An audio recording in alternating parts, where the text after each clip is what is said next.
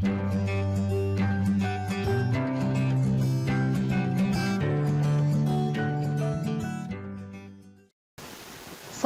warahmatullahi wabarakatuh. Bertemu lagi dengan saya di pelajaran PPKN bab 3 kelas 9, yaitu Kedaulatan Negara Kesatuan Republik Indonesia. Dan kompetensi dasarnya dari bab 3 ini yaitu yang pertama 3.3 itu yaitu memahami aturan hukum yang berlaku dalam kehidupan bermasyarakat dan bernegara. Terus 4.3-nya menyaji hasil telaah tentang aturan hukum yang berlaku dalam kehidupan bermasyarakat dan bernegara. Kita bahas yang pertama yaitu tentang hakikat dan teori kedaulatan. Nah, untuk pengertian kedaulatan itu sendiri yaitu berdasarkan atau itu berasal dari bahasa Arab yaitu daulah yang artinya kekuasaan. Dan juga di dalam bahasa Inggris, kedaulatan itu disamakan pengertiannya dengan kata sovereignty, yaitu yang berasal dari kata Latin yaitu supranitas. Jadi di sini bisa disimpulkan bahwa yang dimaksud dengan kedaulatan itu adalah kekuasaan yang tertinggi atau kekuasaan yang tidak berada di bawah kekuasaan lain.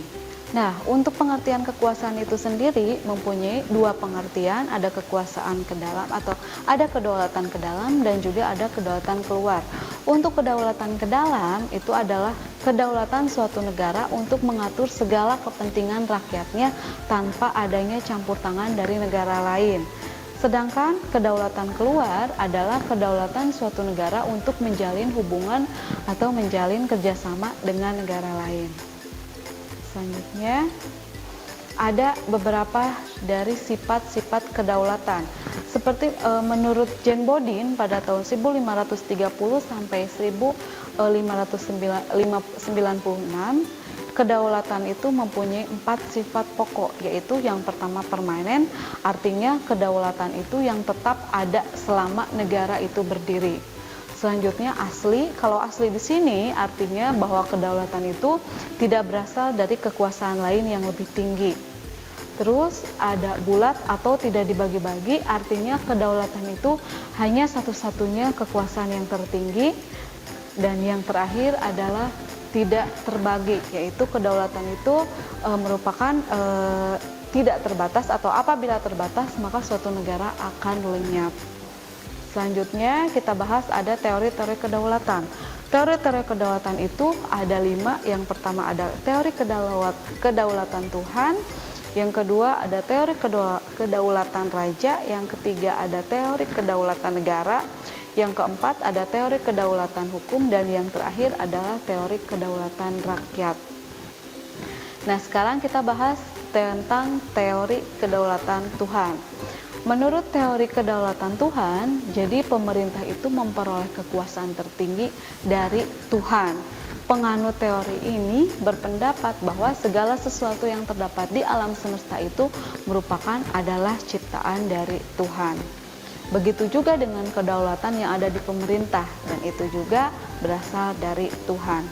Selanjutnya, yang kedua adalah teori kedaulatan raja.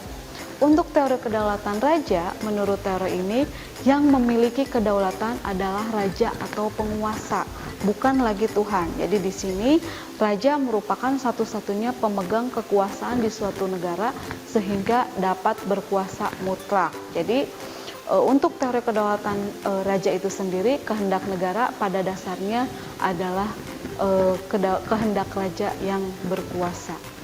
Selanjutnya, teori kedaulatan rakyat. Nah, untuk teori kedaulatan rakyat, teori ini menyatakan bahwa kedaulatan itu berada di tangan rakyat. Jadi, raja atau pengusaha itu atau raja atau penguasa itu hanya merupakan pelaksana dari apa yang telah ditentukan oleh rakyat.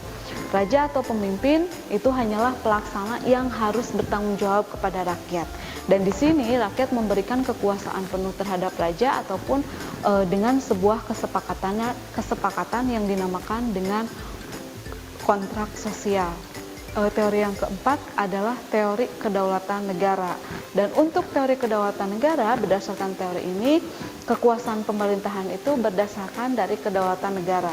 Karena sumber kedaulatannya dari negara, maka negara dianggap memiliki kekuasaan yang tidak terbatas. Di sini kekuasaan itu diserahkan kepada raja atas nama negara.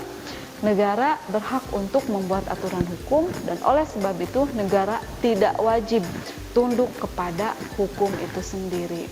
Teori kedaulatan hukum. Untuk teori kedaulatan hukum, menurut teori ini, kekuasaan hukum merupakan kekuasaan yang tertinggi.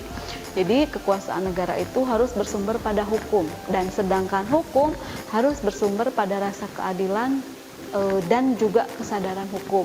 Jadi berdasarkan dari teori ini, suatu negara diharapkan akan menjadi negara hukum. Artinya, semua tindakan penyelenggaraan negara dan juga rakyat harus berdasarkan dari hukum-hukum yang berlaku. Nah, selanjutnya kita bahas tentang bentuk-bentuk dan prinsip kedaulatan dari negara Republik Indonesia. Untuk negara Indonesia sendiri adalah negara yang berdasarkan atas kedaulatan rakyat. Landasan hukum negara Indonesia itu menganut kedaulatan rakyat yang ditegaskan di dalam Undang-Undang Dasar pada tahun 1945. Selanjutnya, prinsip-prinsip kedaulatan dari Republik Indonesia adalah sebagai berikut. Jadi, negara Indonesia itu adalah bentuk negara kesatuan yang berbentuk republik. Yang kedua, kedaulatan itu berada di tangan rakyat dan juga dilaksanakan menurut Undang-Undang Dasar. Yang ketiga, negara Indonesia adalah negara hukum. Dan yang keempat, presiden tidak dapat membekukan atau membubarkan Dewan Perwakilan Rakyat. Yang kelima, menteri-menteri diangkat dan juga diberhentikan oleh presiden. Dan yang terakhir, MPR hanya dapat memberhentikan presiden dan atau wakil presiden dalam masa jabatannya menurut Undang-Undang Dasar. Jadi di sini prinsip negara kedaulatan rakyat memiliki hubungan erat dengan negara demokrasi atau dengan makna demokrasi. Jadi demokrasi itu berasal dari kata demos dan klatein, yaitu demos berarti rakyat dan juga klatein itu pemerintahan. Nah, secara harfiah sendiri demokrasi itu memiliki pengertian pemerintahan rakyat. Jadi menurut Abraham Lincoln mengartikan demokrasi itu adalah pemerintahan dari rakyat, oleh rakyat dan juga untuk rakyat. Nah, untuk syarat-syarat dasar untuk terselenggaranya pemerintahan yang demokratis di bawah rule of law atau di bawah hukum, yang pertama adalah perlindungan konstitusional, yang kedua ada badan kehakiman yang bebas dan tidak memihak. Untuk badan kehakiman di Indonesia itu dipegang oleh Mahkamah Agung dan juga Mahkamah Konstitusi. Terus selanjutnya ada pemilihan umum yang bebas, ada kebebasan menyatakan pendapat dan juga kebebasan untuk berserikat dan berorganisasi dan juga untuk beroposisi, dan yang terakhir adanya pendidikan kewarganegaraan.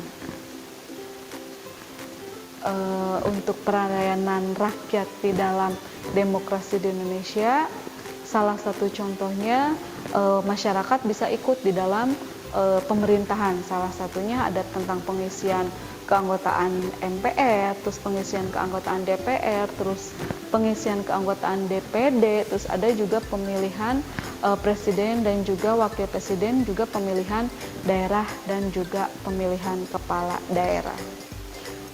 Itu, dan yang terakhir yang akan dibahas di bahasan ini yaitu tentang melaksanakan prinsip-prinsip kedaulatan sesuai dengan Undang-Undang Dasar. Nah, perkembangan di Indonesia atau perkembangan demokrasi di Indonesia itu yang pertama ada pada masa demokrasi atau demokrasi parlementer. Di demokrasi parlementer itu pada tahun 1945 sampai 1959. Jadi pada masa periode ini, terutama pada kurun waktu 1945 sampai 1949, Undang-Undang Dasarnya harus dilaksanakan adalah demokrasi Indonesia dengan kabinet presidensial.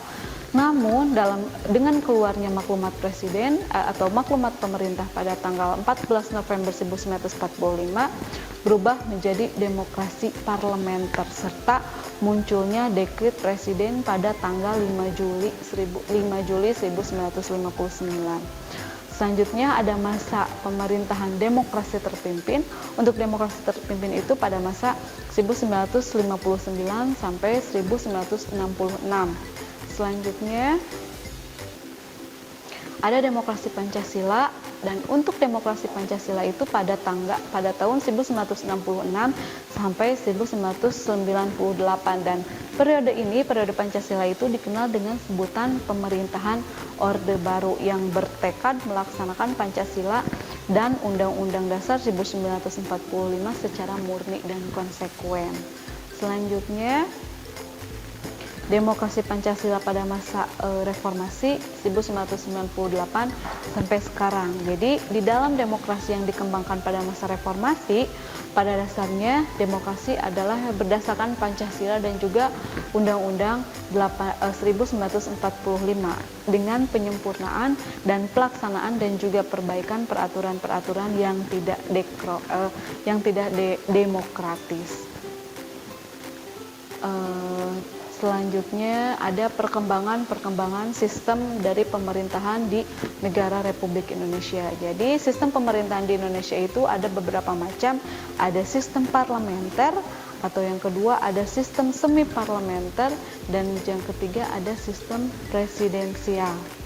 Selanjutnya untuk lembaga-lembaga negara di Indonesia itu ada 8. Yang pertama ada MPR, yang kedua ada Presiden, terus yang ketiga ada Dewan Perwakilan Rakyat, yang keempat ada Dewan Perwakilan Daerah, yang kelima ada Badan Pemeriksa Keuangan, yang keenam ada Mahkamah Agung, yang ketujuh ada Mahkamah Konstitusi, dan yang terakhir adalah Komisi Yudisial. Dan itu untuk materi bahasan bab 3. Saya cukupkan sekian. Billahi taufiq wal hidayah. Wassalamualaikum warahmatullahi wabarakatuh. Kunjungi sosial media lainnya seperti website kami di pkbmalfata.com, Facebook PKB Malfata Mananjaya, Instagram PKB Malfata _official. Dan terima kasih telah klik video ini. Jangan lupa like, comment, share, and subscribe untuk menunjukkan dukungan kamu terhadap channel ini. Enjoy the video, PKB Malfata.